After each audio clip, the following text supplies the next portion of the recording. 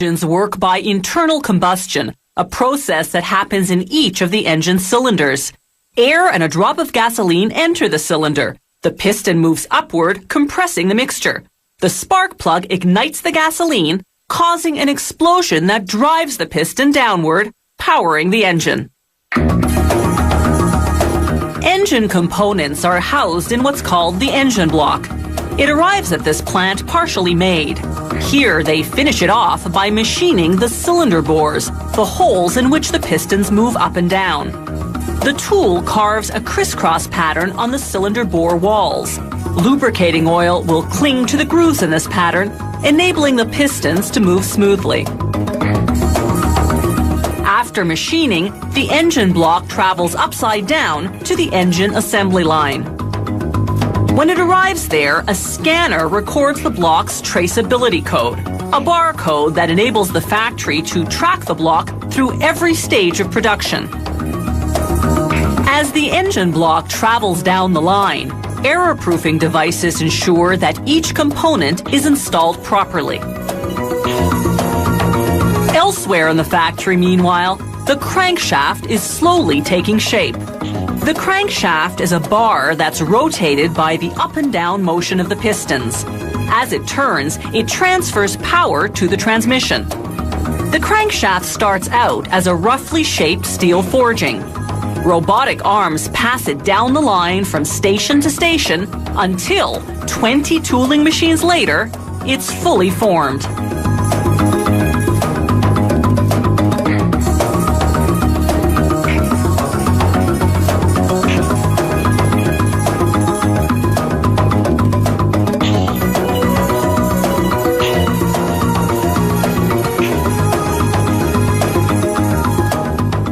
They install a steel disc with teeth called the reluctor ring.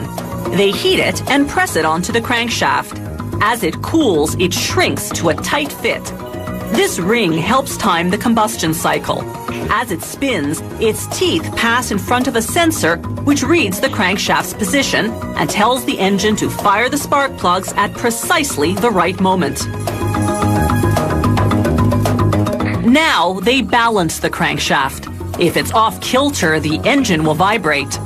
A computer analyzes the spin and determines whether they need to drill out metal at certain points to achieve equilibrium. Back on the engine assembly line, the engine blocks are still upside down. A robot lubricates the 4 bearings on which the crankshaft will turn. Then it drops the crankshaft into position.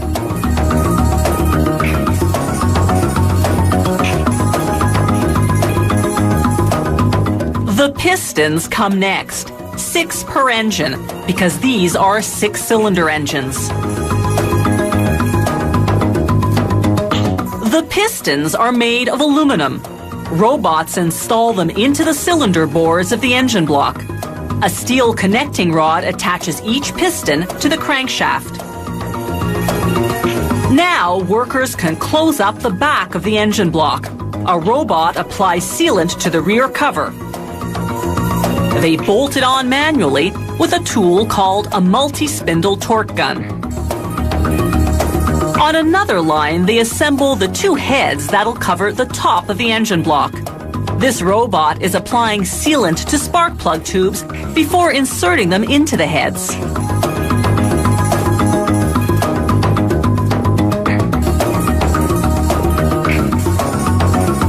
The heads cap off the cylinder bores. They provide each cylinder with a spark plug and 4 valves, 2 for allowing the fuel mixture in and 2 for releasing the exhaust.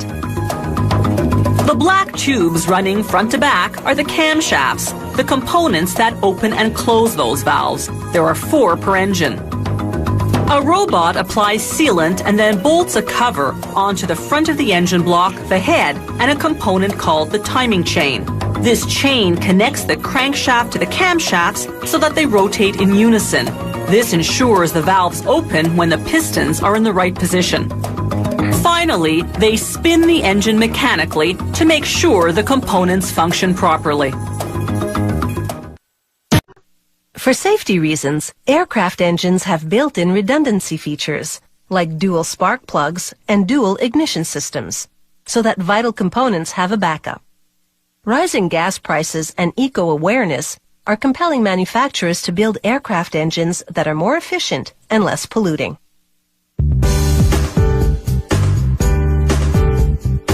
Aircraft engines are remarkable pieces of engineering.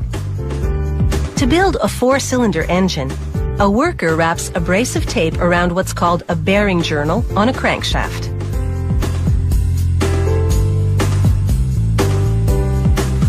Using a polishing jack, he polishes the journal to the correct diameter, which he verifies with a digital snap gauge.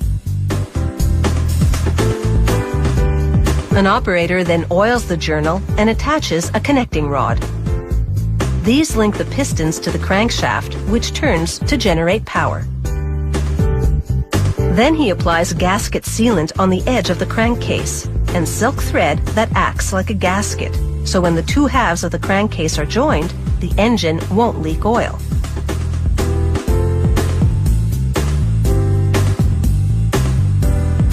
He places a camshaft into one side of the crankcase and measures the clearance to make sure it's a tight fit. Then he oils it to ensure there's no friction. They place the crankshaft and rod assembly into the crankcase, then join the two halves together.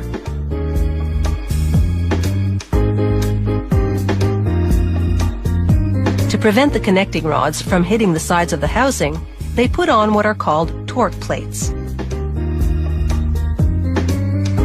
He adds a little sealant to hold a gasket in place, then attaches an accessory housing, which holds all the gears and hoses that are mounted on the back of the engine.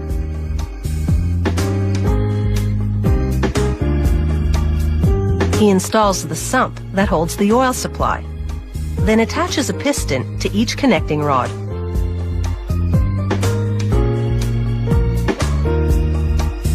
Now, he mounts a cylinder onto a piston and connects the part to the engine. He'll mount and secure all 4 cylinders this way.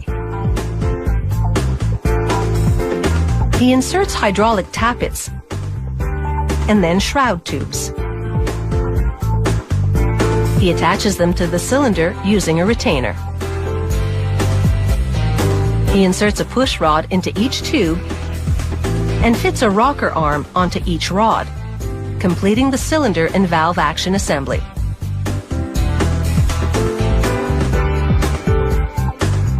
He steam cleans the engine. Then he paints it with rust-proofing enamel paint.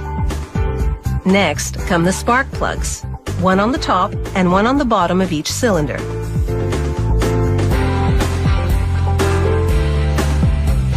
He grounds and then installs 2 magnetos. These devices generate the electricity for the spark plugs, which ignite the fuel in the cylinder.